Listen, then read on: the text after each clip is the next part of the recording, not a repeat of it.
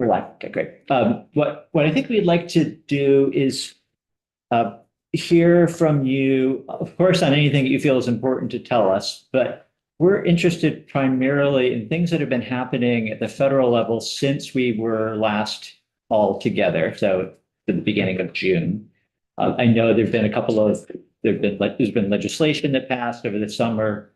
There, of course, was the shutdown. There has been perhaps some funding that was supposed to have gone out that didn't go out or hasn't gone out, again, since the summer, or possibly earlier where the impacts are now being felt and noticed more. Um, we're of course all aware now, if we weren't before, of the looming changes to the advanced premium tax credits. The impact that will have on farmers is something we're going to be talking about today.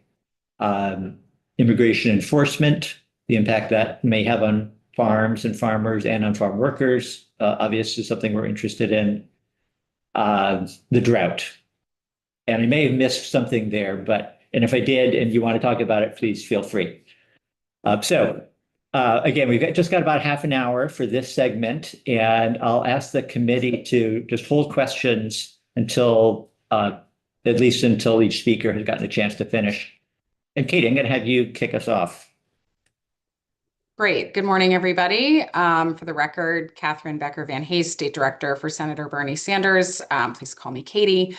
I appreciate the chair's commentary. I recognize why you're going to be here till 4 o'clock today. There is a lot to cover. I will try to be brief. I also want to defer a chunk of my time to Ryan with Senator Welch, because Senator Welch, of course, sits on the Agriculture Committee, and they're going to have the most in-depth policy awareness of what's happening. So just for situational awareness, I'm going to keep it relatively high level. The chair has just alluded to a lot of what's gone on in the last 4 or 5 months since we have been together again, including a shutdown and reopening of the government. I want to just start by thanking the legislature and the governor for acting quickly to provide some emergency funding to keep SNAP available to Vermonters.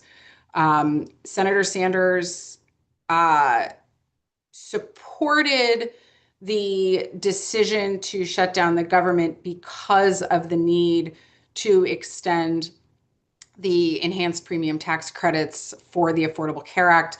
We obviously had hoped to do that without a shutdown, but felt like it was important when the 3 branches of government are controlled by one party.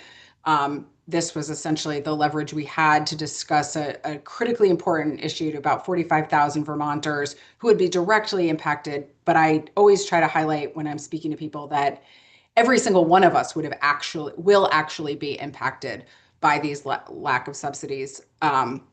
We know that our healthcare system is hanging on by a thread, and it doesn't actually have the wiggle room in the system to absorb these cuts, this many people going without coverage, because of course we know that going without coverage does not mean you're going without care. People will wind up in the emergency department, which is wildly expensive if it cannot be paid for.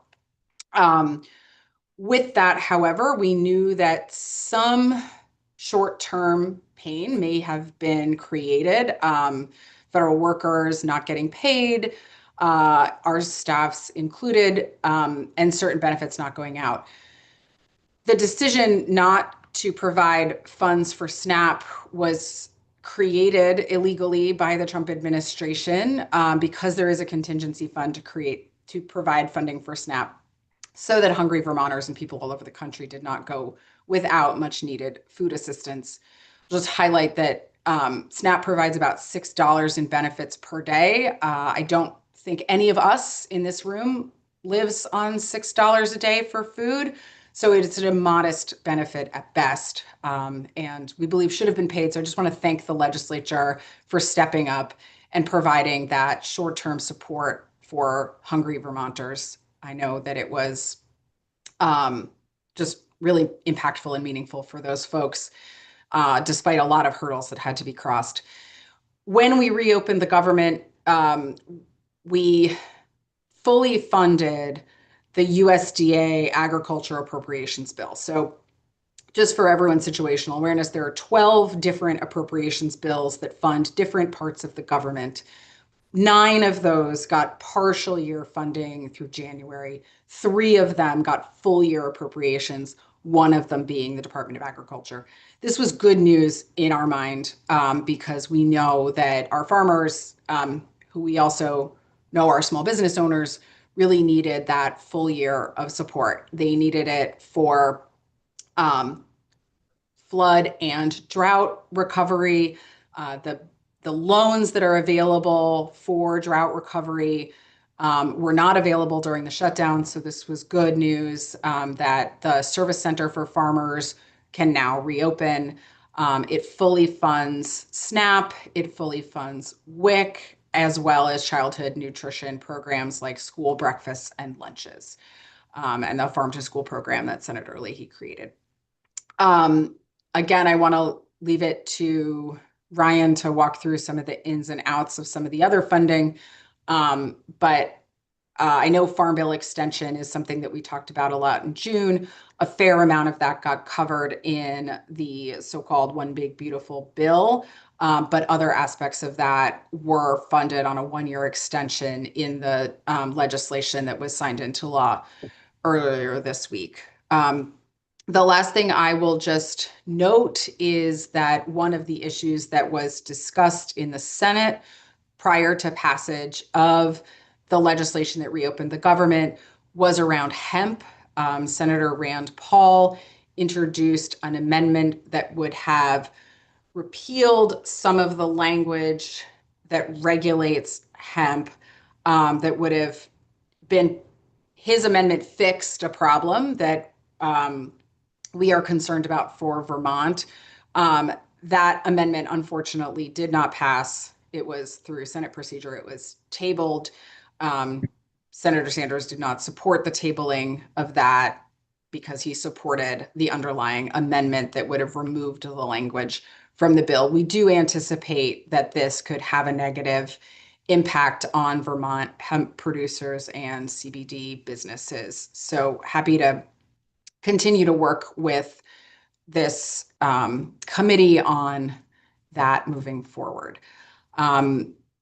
The last thing I will just mention before turning it over to my colleagues is that as part of the decision to reopen the government, there was an agreement to have some type of vote around healthcare and the extension of the subsidies in December. We are awaiting that, and Senator Sanders is being explicitly clear about the need to make a very real action in ensuring that the enhanced premium tax credits continue to move forward and highlight some of the other places where we can make investments in our healthcare system to benefit Vermonters.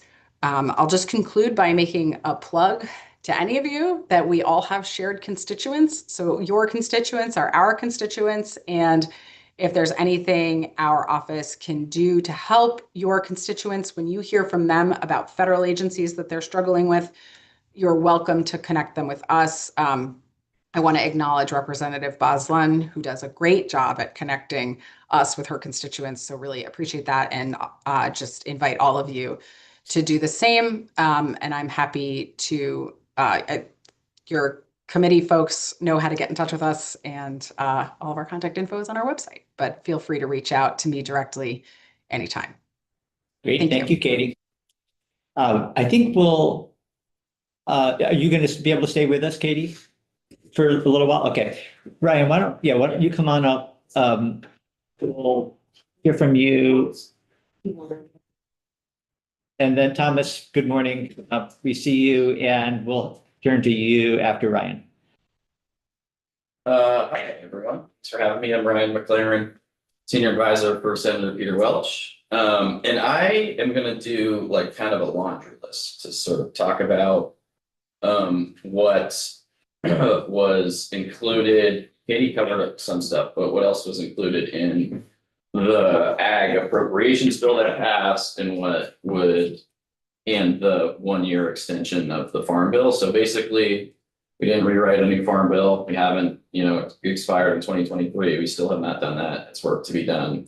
But before it expired, we punted for another year and gave ourselves till the end of 2026 to rewrite it. As part of the ag appropriations process.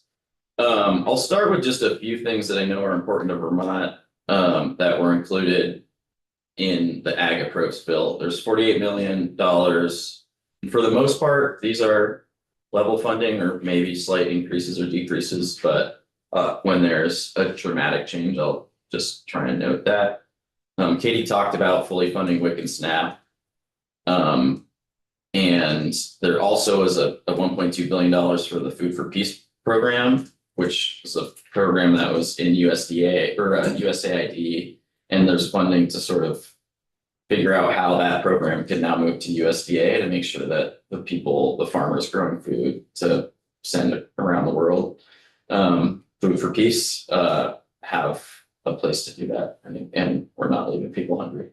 But then there's $48 million for the SARE program, Sustainable Agriculture Research Education Program, $30 million for the National Ag Library, which includes funding for the Vermont Law and Graduate School, where they run an ag law program. $22.7, almost $8 million for the National Organic Standards Board, which is important work, and Vermonters have served on that board for a long time. So obviously, the integrity of that program is critical to the success of Vermont farmers.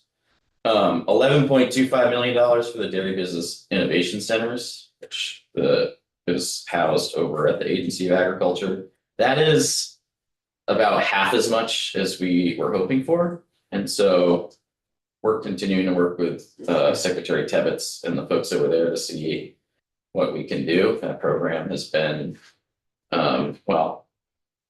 huge. Dairy farmers tell me all the time how important it's been and how supportive it's been to the industry and finding ways to make sure Vermont dairy can succeed in the modern marketplace.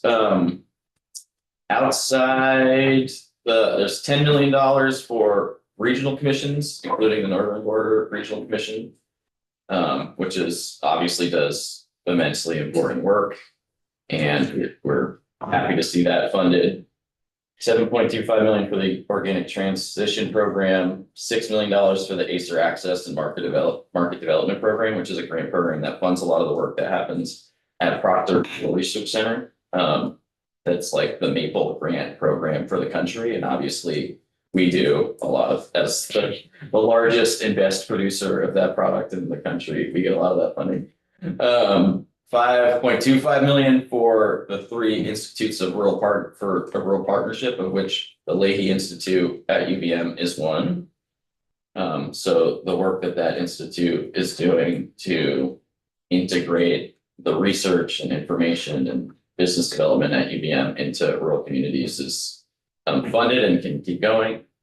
Katie mentioned $5 million for the Leahy Farm to School program, and then level funding for the food system centers, which UVM is one of.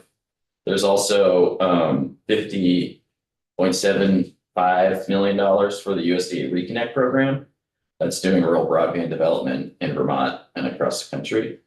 It sets the minimum build out speeds for that lower than we would like to see. Peter is committed to the fastest connections possible for rural Vermonters because they deserve it. And then, okay, I'm sorry, I told you it's a bit of a laundry list, but there are maybe a few more things. Rural development was funded at $4.1 billion.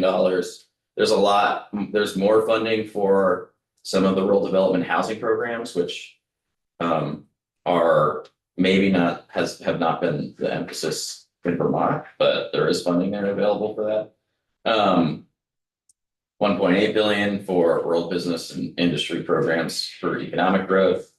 And what else? That's probably in the conservation title, $850 million for NRCS. And it continues to fully fund the conservation technical assistance programs, which are essential and we're under threat. ARS is fully funded, the Ag Research Service is fully funded, and there's an increase in funding for food safety and sorry, I'm trying to find this.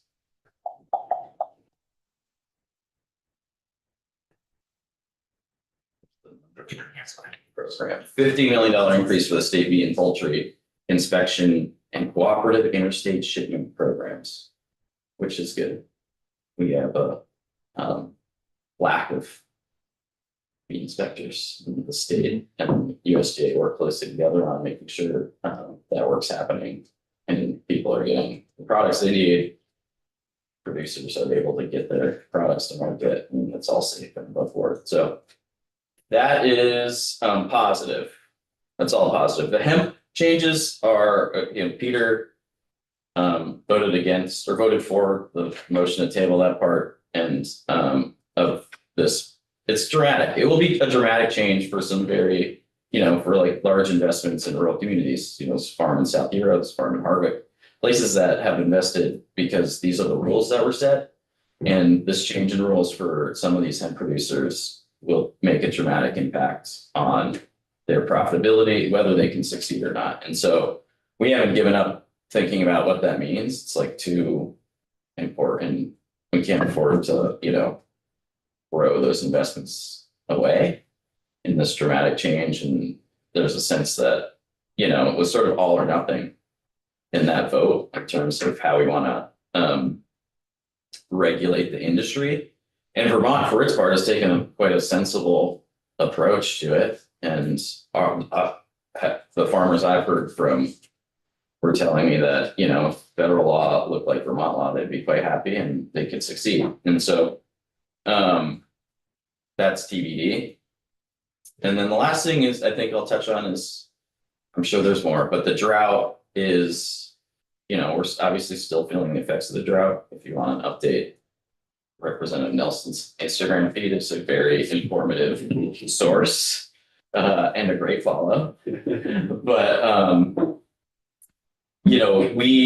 so there's been a drought disaster declaration for 2 counties in the contiguous counties. Our FSA office has requested a statewide disaster declaration. Our offices have sent a letter of support for that request. And now that the government is reopened and FSA is literally back to work today, we can start pushing that to make sure that the resources available to farmers to respond to the drought are available to everyone that was impacted, because we know it's not just 2 counties, it was widespread and the impacts will be ongoing. So I will stop there and take questions at that. I'm sure I'll think of more things. Actually, yeah, stay right there. Justin, before we switch over to Thomas, I think we got a couple of questions, and I'll ask one. Assuming there is a statewide drought declaration and that there will be resources available, what are those resources? Just very high level. It's grant and loans, low interest grant and loans through FSA, and then there's like a couple specific programs for drought impacted farmers. And, in a lot of ways, it's very positive that those are available. And it's access to capital to help purchase feed or supplement the things that you would need to cover the losses from the drought. But in a lot of ways, it's not as responsive to Vermont scale agriculture as it should be, because that's true for most of our disaster programs. They are designed for commodity states. Yeah, commodity crops. And so if you're doing anything at a lower scale or diversified, it's, you're really piecing together bits and pieces. Go ahead and follow up, and then Representative O'Brien's got a question too. Contact your FSA office is the first step. Yeah, talking to the head of FSA in the state. Yeah. Wendy Wilton, she was fairly confident that we could have something, and it's Yeah. more reaching than Vermont. It's New Hampshire, Yeah, it's Maine. right, It goes right out across New York State right, in that band. right. It's corn price basis is like $1.70. Mhm, That's added onto the bushel price. mhm, So our grain prices, which we need to buy corn because of the drought affected us mhm. in our quality of our crop. And everyone said, well, corn's cheap this year. Well, not when you get it to New England. Right. Because of the price, basis price. It's right where it was the last 2 or 3 years. Mhm. Which is great for my corn growing friends. Mhm. It saved them. Yeah, It saved them from an absolute horrendous thing. And then I have other questions, but if you want to continue on. Yeah, let's, go ahead, Representative Bryan. That's it. Ryan, just because I don't understand how things work in Washington, sure. could you just annotate, like they're not even traditional budgets the way we sort of understand them there. So Yeah, annotate how these numbers you just went over in that laundry list and say, start with the Dairy Business Innovation Center. Like, was there an agreement sort of on a number, and now coming out of the shutdown, the money committees there just went through and said, we'll give them half, we'll give this fully. right, How does yeah, that I mean, work? the appropriations committee has been sort of doing their work in an ongoing way. And working through these, and so typically what happens is there's an agreement on like a top line number. So, and there's like an ag approps subcommittee that's working on the ag approps bill. And so they're given a number by the chair of the committee essentially that's working towards some broader vision of like how it all shakes out and where the money goes, where they cut, where they spend. And then they sort of leave it to the subcommittees to work out how to get to that number. And it's it's like any budgeting process, it's a give and take. And so it really depends on who's in the room, who's talking about those things, whose interests are at stake. And so, there's 4 dairy business innovation centers. Oh my gosh, I should know this off the top of my head. California, Wisconsin, Tennessee, Vermont, or Northeast, it's not Vermont, it's Northeast, and Wisconsin. And so, it's like any sort of legislative process, like do people see the collective interest, enough collective interest in those centers to, we have some power in the Northeast because our innovation center has been extremely successful in getting money out, not just to Vermont, but throughout the Northeast and making those relationships. So, we're a leg to stand on. That's basically how it happens. And then, it depends, who's the majority and who's the minority, like what sort of rises to the top. The last thing I'll say on the drought, which I just remembered as we were talking is, we have some block grant funding coming to the state eventually from USDA, which was sort of put on pause by the shutdown, but the agency is expecting it somewhere in the realm of $30 million. And the first question I got asked was, can we use that to help respond to some of the drought impact this year? And the answer is generally no, because we've written into law that that's for 23 and 24 disasters. And so like anything that was declared this year would fall out of that. But we'll see what happens from there. I think we're going to hear later from the agency about that, the status of that 31-ish million that will be, it'll sound familiar because it was almost a year ago that we first heard in this committee how that money was about to arrive. Yeah, so we'll hope that it does shortly. I do want to I see Katie's hand is up, and then I want to let Thomas have a chance to speak. But Katie, go ahead. I was just going to make one quick clarifying sentence about the budgeting process, because I heard part of the question was about how did the shutdown affect the total number.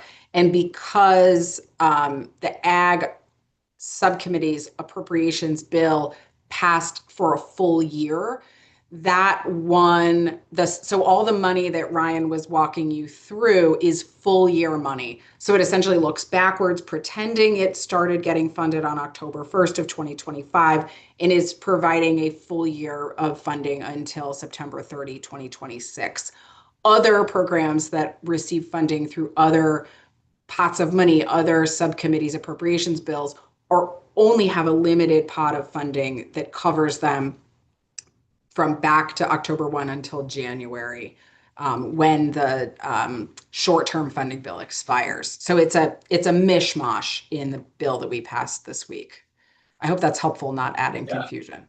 Like EPA funding, for example, is amongst that will end on January 30th, and obviously, in like a lot of the water quality work, we're utilizing those funds, so there's what is relevant to this committee is included in multiple parts of that. All right, Thomas, good morning, from Representative Balance office. Can't hear you, I don't think. I see you're not muted, but can't hear you.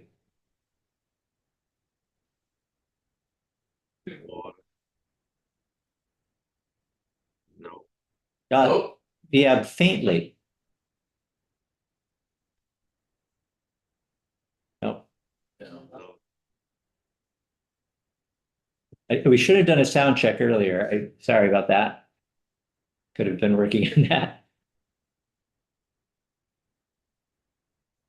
We'll let you keep working on that. And then Representative Nelson, you had another question, I think, for Ryan. Oh, we could go on all day. Try to keep it brief. Yeah, you're giving out funded numbers for 1 year, so that, the Dairy Innovation Center, that $11 million for 1 year. I read this all the other day, and that's probably not too bad a chunk of money for a year. Well, 11 months, 10 months now.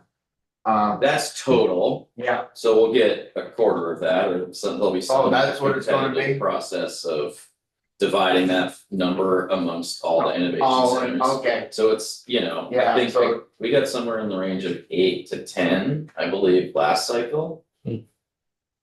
I need to confirm that, this is off the top of my head, and so it will be lower than that, Yeah. but it's not, it's not nothing, it's important funding, period. The program didn't go away, which is great. the farm bill is typically 85% programs for feeding people and rural development, and whatnot, 15% for farmers. That's the easy way I look at it. Mhm. And I always have great arguments with people in my field saying, when people look at the farm bill, they say you farmers are getting all this money. Well, no, we get a portion of it. The rest of it is for feeding people and all the other crucial work that's done out in the rural centers. And I tell them, I said, look, this has got to happen this way because this gets the red and the blue, everybody to vote for it. So, good work on that. Is there any money to continue our water quality work that we're doing on the farms? We all tapped into that and used that up. So in this next year extension, is there any money available to farmers that have already cleaned out the old farm bill? Yes, so it eliminated the cap on equip. And so anyone that hit their $500,000 cap in equip, it now has funding available to them again. And so, my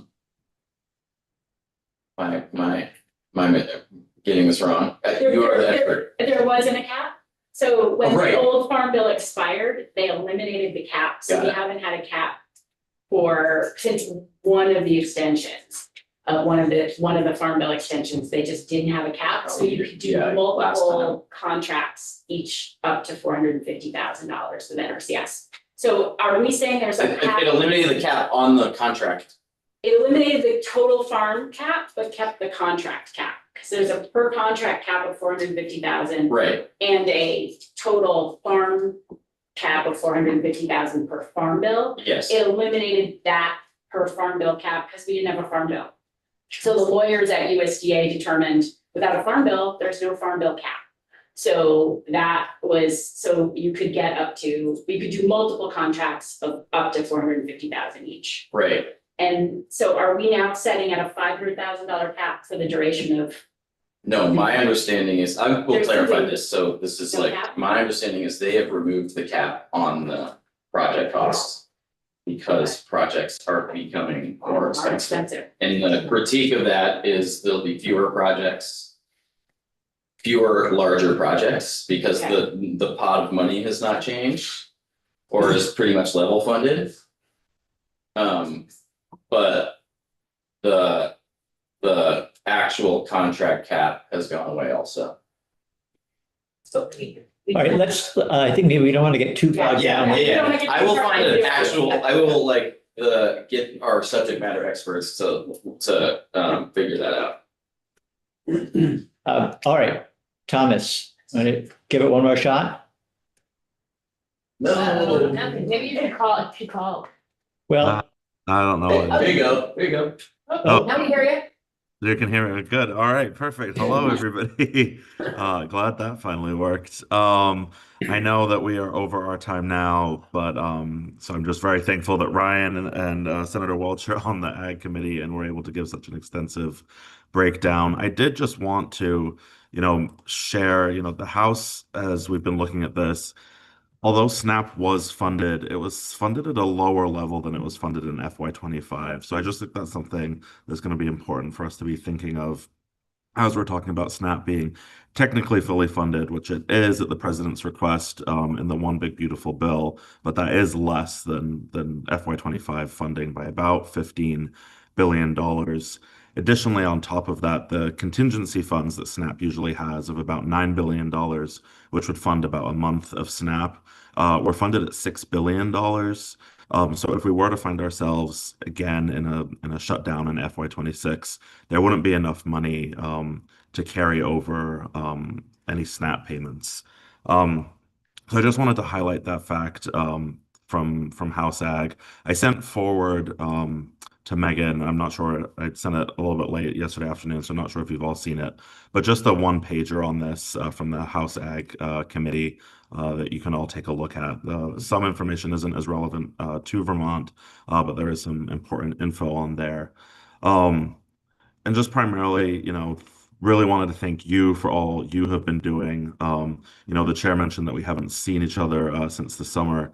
The House hasn't met a bunch actually since I was with you last. The Ag Committee's actually only had 2 hearings since the summer when I was here with you all. So not a ton of work being done on my side of the House, unfortunately. But again, I'll leave it there. We're over time, but Ryan really covered everything for us. So thank you very much. Yes, one. yeah, Representative O'Brien. Well, we have the delegation here. I think I heard on the radio this summer that somebody who would know this sort of thing said we may never actually see another farm bill pass. And I just, there's such dysfunction. And when was that last sort of a real official farm bill pass? 2018 was the last farm bill. I mean, it extended, it's 5 years, we've extended every year since 2023. I don't want to make predictions, but I can tell you it's like much of what would be done, the work that would be done in a farm bill cycle, which is like negotiating funding for, how much goes into feeding food security programs, how much goes into agriculture, and like what those things are. Like a big chunk of that work got done in the OBBB, where a lot of the policy work was done there, where it's like the changes to SNAP eligibility that could make it harder for people to actually access the benefit. Like that was done, that would normally be done in a farm bill, and then was done in that budget reconciliation process. So it sort of deflates a lot of the demand to have that political conversation about the farm bill itself, because they took a lot of it out. They took reference pricing for commodities off the table and that. So it's like, then you're just left with some of the like smaller, less sort of foundational parts of the farm bill, which are very, very important to like places like Vermont. And it's still very important to work on a farm bill, but the sort of like political demand to address it was deflated in that conversation. So I'm hopeful, because we gave ourselves another year, and these programs are very important, we'll take it seriously and do the hard work of like passing a new farm bill, because farmers deserve it and people that rely on those programs deserve it. Everybody. Yeah, we all deserve it. And so I'm hopeful, but I don't know the answer to that. Other questions? Just a statement. I want to thank Brian again, express my gratitude to Senator Welch for taking my calls and talking to me and being proactive on the trout, whatnot. Really, the farmers in the state of Vermont really appreciate that. And I know he's doing great work for everybody in the state of Vermont in the farm bill and trying to. He understands, he gets it. Thank you for that. Yeah, absolutely. And I'm trying to get him a seat so he and I can sit together when they have the grand opening of the ball. All right.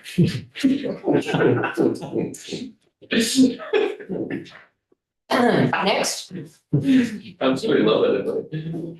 I want to say thank you then to the delegation for joining us this morning. And you're welcome, of course, to stay on the call, or Ryan to stay here as you have time. Or pop in later too. We're gonna be here all day. Yeah. And there may be some interesting conversation. Thank you. All right, we're gonna move right along and invite Michelle Monroe up to the table. Hello. And I don't know whether we've met before, whether you've been in the committee before, that is. I have not testified before this committee, but sometimes people recognize me because when I was a journalist, I was on Vermont This Week with Stuart a lot. So sometimes people think that they've seen me in like on Zoom in meetings, and it's because I was. You look famous, yeah. Yeah, I had a very embarrassing moment with Allison, with a senator, with one of your colleagues on the Senate side, who was convinced that she had met me before, and it was like, and that was the reason why. So I look familiar. I also, until March, worked in Senator Welch's office on agricultural policy alongside Ryan. So that's why we were sort of back and forth a little bit. So I am with the Vermont Association of Conservation Districts, and I'm here to talk about the impacts of the loss of staffing at NRCS. So over the last couple of years, we had a new state conservationist who worked very, very hard to staff up at NRCS. And Ryan can tell you that he and I were hearing across the state about the impacts of low staffing at NRCS and inadequate staffing and how that was blocking work from getting done. So Travis, our new state conservationist, came in, he put in a tremendous amount of effort at bringing staffing up. So we had, I can't give you exact numbers because I've been asked not to share those, but well over 100 people at NRCS as of January 2025. Between what happened with DOGE, the deferred resignation program, and the reduction in force plans that were issued by USDA, we are looking at NRCS numbers in the low 60s for staff across the state. So almost a 50% cut in staffing at NRCS. And this has generally been hit. They've lost new staff, young staff who were just getting started, and they've lost people who were close to retirement. So they've lost the folks who were planning on building careers at NRCS, and they lost the folks with lots of knowledge and experience. And so those impacts have been felt. One of the biggest impacts has been in engineering. So this touches directly on drought, actually, and on flood mitigation, because we just don't have the engineers to engineer those and water quality. We don't have the engineers to engineer those practices. And so we're really feeling that across the state. The districts through VACD have hired an engineer to work out of the Rutland office at NRCS to provide some assistance. Some of the funding for that is actually coming from the state, from the Agency of Agriculture's MCDIT program. It's a jointly funded state and federal position, and the Agency of Ag has also stepped up and hired is hiring or has hired in some cases engineers to assist with that work as well. But that is really putting us behind in the ag sector. And the other area where it's a real problem is the emergency watershed program. So out of the 2023 and 2024 flooding, we had 150 projects in 60 municipalities across the state where the flood had endangered property. It had endangered a building, it had endangered a road. It had created a need for an emergency intervention at 100 50 locations that qualified for NRCS's emergency watershed program. The engineer who had spent decades working on that program left NRCS. He took the retirement. And that has meant that, I mean, he couldn't have done those 150 projects himself, but they lost the person with all of that expertise and experience in a really complex program. So now they've been having to pull a lot of engineers from other projects in, on top of having lost a substantial percentage of their engineering staff. And I've heard from towns like Hardwick that it's really a challenge because now they're working with engineers who just don't know all the I's that need to be dotted and all the T's that need to be crossed. So it's slowing those projects down. The other one, and so NRCS also had an opportunity earlier this year to identify some critical vacancies where they could get someone to transfer in from DC as they were doing the cuts there. So they've managed to pick up 2 people, a conservation planner working in Windham County in the Brattleboro office, and a program assistant who's going to be starting this week up in St. Albans now that the government is open. St. Albans is my neck of the woods. So we're happy about that. One of the vacancies they couldn't fill was a GIS specialist, and they're not being allowed to hire. They still can't hire. They won't be able to hire until at least January. So the only way they can pick up staff was through these transfers. So they had identified a GIS specialist as a critical vacancy. They couldn't fill that internally. We filled it. We've hired a GIS specialist. We started on November 3rd. GIS, which is the geospatial mapping systems. They also produce this person will program a lot of field tools that lets the staff take their phones out and gather data that normally they would have painstakingly gathered on paper, then gone back to their office and re-entered it. Instead, they're able to gather that in the field. So it's all of this support that needs to go around making projects happen because they have to map out your fields. They have to gather all of this data. This person is in charge of training and supporting people to do that and creating more efficient and effective ways of doing So that'll be available statewide to like Sarah and Ted over. Yep, absolutely. And yes, and because he's working for us, he's going to be doing training. Actually, through the Vermont Ag Water Quality Partnership, we're going to use him to train staff at all of our agencies who are part of the Water Quality Partnership. So that's very exciting because he just got finished a PhD at UVM, so we're really pleased to get him. So the other piece that saw a really big hit from the loss of staffing has been wetlands. NRCS for much of 2025 had 1 wetlands person. We're looking at triple the amount of funding for wetlands that NRCS normally has in FY26. So this has been a really crucial area. So we had 1 wetland staffer and it was a district person, it was one of our staff. So now they've had some folks who are going to be resuming work in wetlands, but it's still going to be a challenge. And the shutdown was also really helpful for wetlands work. Michelle, sorry to interrupt, but I just want to be sure that, and maybe you can just clarify this. You're talking about district people, your staff, as opposed to NRCS staff. Oh yeah, I should have So explained. if you could We have just, staff explain are- the distinction there. Yeah, we have staff that work for VACD. I'm their boss. I pay their salaries. We have district staff who work for districts, but are all embedded in NRCS. They work at NRCS offices. They have NRCS computers. They drive NRCS vehicles when they go out to do site visits. So they are from the outside, they look like NRCS staff because they are functionally NRCS staff, So but they work for either the districts or for VACD. and maybe everybody knows this. I sometimes don't remember. So we have 14 conservation 14 districts conservation in the state Yes. that are quasi-independent. They are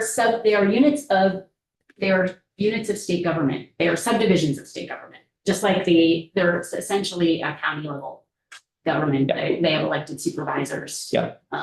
And then NRCS is a federal. Agency, and they were created at the same time to be partners. So when they created the Soil Conservation Service in response to the Dust Bowl, President Roosevelt sent a letter to all of the states with some model legislation saying, please create conservation districts to assist NRCS. So in Vermont, that law passed in 1939 that authorized the creation of the districts. And the head count that you mentioned at the beginning, dropping from 100 to 60 again, that was at the That's just NRCS. NRCS alone. Yeah, that's expensive. I apologize I was trying to be fast and. Yeah. I may have skipped over some fundamentals. Brian, question? Just to follow up, are the reductions in NRCS part of sort of an administration target to say you can do the same amount of work with half the employees, or is it just like, let's see how low we can go and the Yeah, I think it came out of that first we had that sort of initial federal employees don't do anything, let's get rid of as many of them as we can attitude that we saw at the beginning. And then that has been followed by this planned reduction in force that was pretty close to what they had actually lost already. But I think there's a real desire to switch the work away from government staff and onto partners like the districts, and NOFA actually does some of this work as well. So there's a real desire by the government, by the Trump administration, to shift work away from federal workers and onto private nonprofits, conservation districts, other organizations to actually do that work.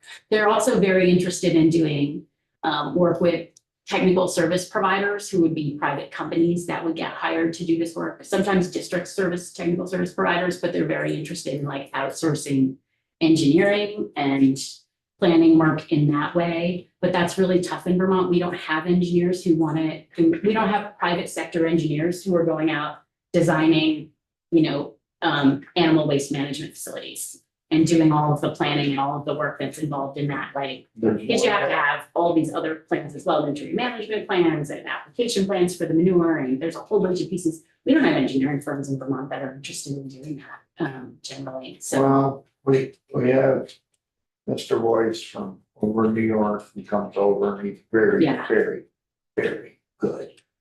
And then, we all have our nutrient management specialists that we work with. Yeah. And we work extensively with Orleans County Conservation District, and they've been great Yeah. partners. yeah, Sarah has done it's been great. We've worked.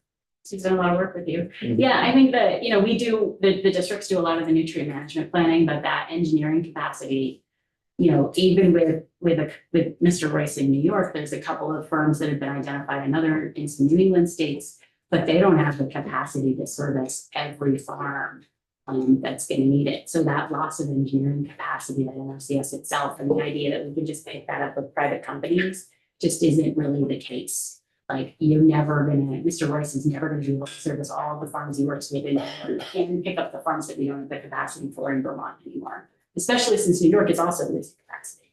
So it's a real challenge. The engineering in particular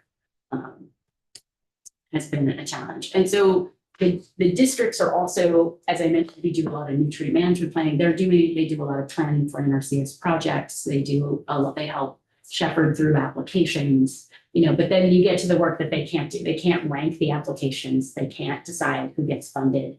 That's an NRCS function. There are core things that are NRCS functions that can't go out to partners. So that's an issue. Representative Nelson. How many of your conservation districts are still off office right within NRCS, which became a problem? It became a huge problem. And, we finally got it so they could get their mail. Yes, yeah, it was a challenge for many of them. So I don't have the numbers. I would have to think through it and get back to you with the exact numbers on how many are still housed. Franklin County is no longer housed. Orleans is moving out. Moving out, yeah. Many of our other districts are looking at ways to move out, but that Holding Meadowy is not co-housed. Bennington is not co-housed at USDA offices, but many of them are. And so that meant, for one of the challenges, like they couldn't access their equipment that they needed to do soil sampling and things on farms During the shutdown. shutdown. And they also, they couldn't get their mail, which Sarah had some clean water projects going on that she was getting mail about. Stormwater projects, our other work gets tangled in these USDA shutdowns. It's a challenge. So we are actively looking to move to other states. Yeah. They finally made an allowance and opened the office one day a week so they could go and get the mail, which, thankful for that. Yeah, FSA did that. Yeah. So we've been responding with lots of conservation planners as well. So they do the planning for all of those projects. And they do a lot of they may do grazing plans, they may do, the districts do the nutrient management plans, but overall, we've just lost conservation planning capacity.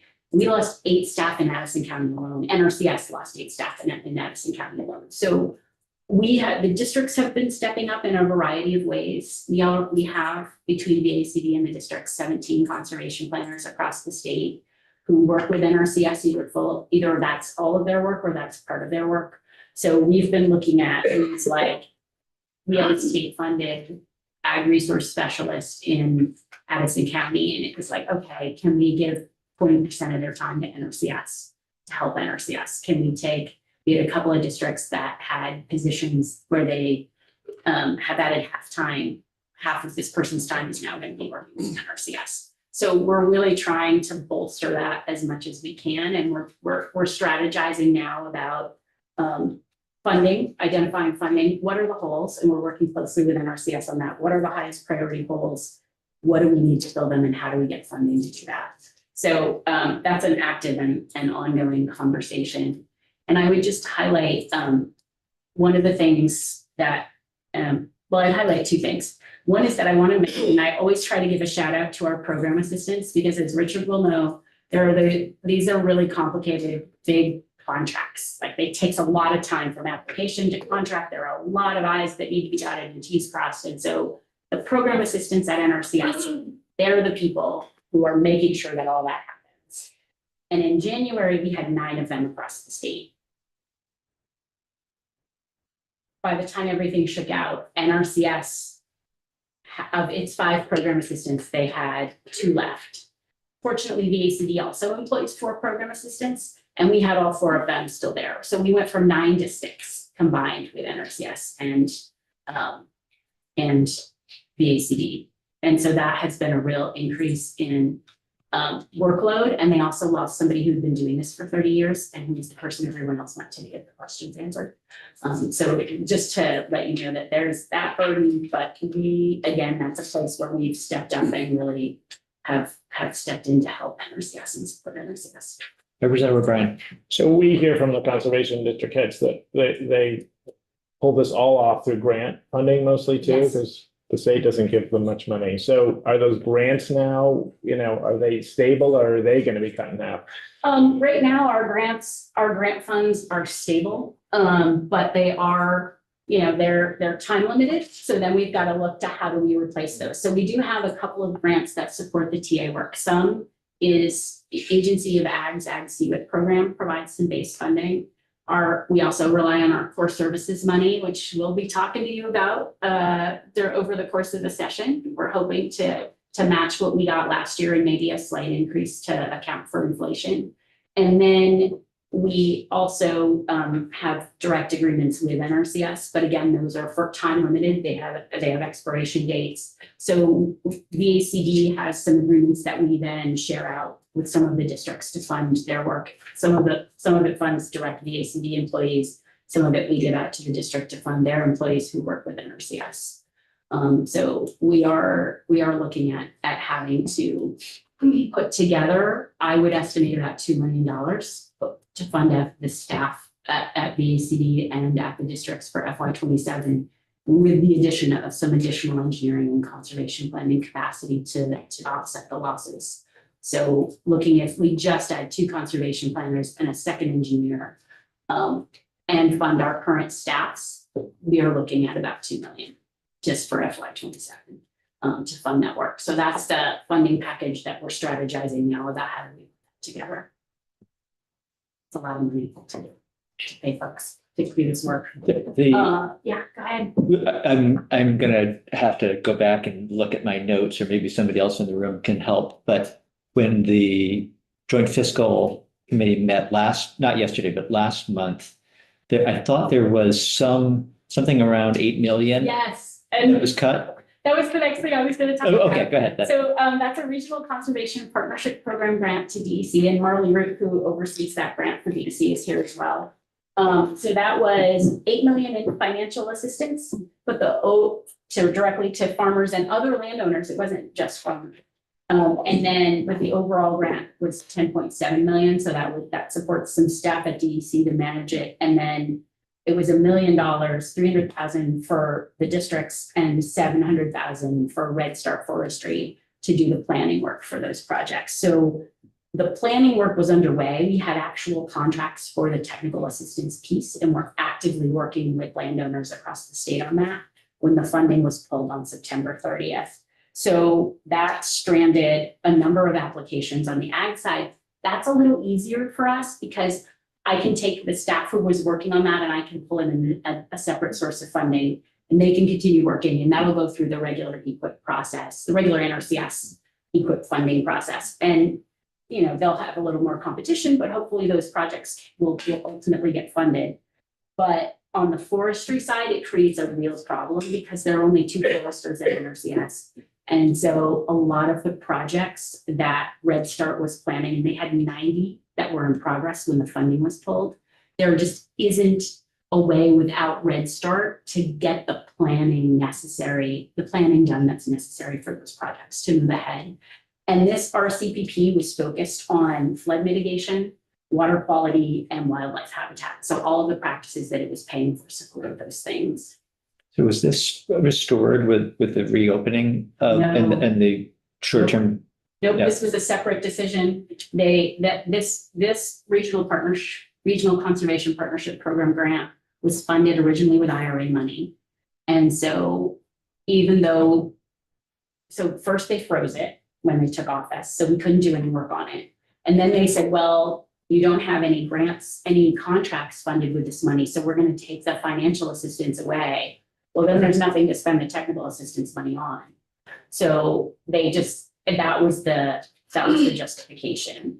And I'm sure I don't know if Marley has things that she'd like to add. At your convenience, Chair, if you want to hear more about it, happy to, Or if, yeah, more details. Yeah, I think maybe if you wouldn't mind, and since we're a little, if you can stay right there, if that's right, just introduce yourself and. Yep, Marley Bruback, Water Quality with Vermont DEC. This was a huge loss to the state. Yes, there is EQIP funding, but this was an additional $8 million going out directly to farmers and forestry operations for very critical water quality and flood resilience work. As Michelle also said, this was $1 million in technical assistance to both VACD and Red Start, but was also yanked. And Red Start is going to be losing 2 people as a result of it as well. This particular grant, RCPP, is unique because we have the ability under this grant to prioritize and rank projects solely in the way that we think is most appropriate and addresses the greatest needs in the area. Unlike EQIP, it's much more of a statewide ranking process. It also provides up to 100% of the funding for the practices, whereas the NRCS practices are usually closer to 75%. So yes, it is a big loss to farms. We had about 140 applications come in. And as Michelle said, since it was frozen, we weren't able to contract any of those. But then that was the reason that the administration said they were taking the funds back, was because we hadn't contracted the money, even though we had 5 years to do the contracting for it. We have put in an appeal. We are not terribly optimistic, but we have submitted an appeal because we did not have an opportunity to contract. And also because of the technical assistance money being taken back, that's $2.5 million that would have gone to partners as well. And under the law, under the RCPP law, it does say that if these funds can be used to support other NRCS related work, we should be able to keep the funds. And this money could have been used to move these projects forward in the EQIP program.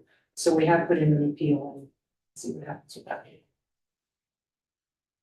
But for us, when I talk about that 2 million we need, that's 300,000 of it that just went out the door. So I can imagine that there will be some across state government, across our budgeting, there will be some requests for state funding to plug the gap, to fill in where federal funding disappeared. And we're going to be hearing later today, perhaps some examples of that.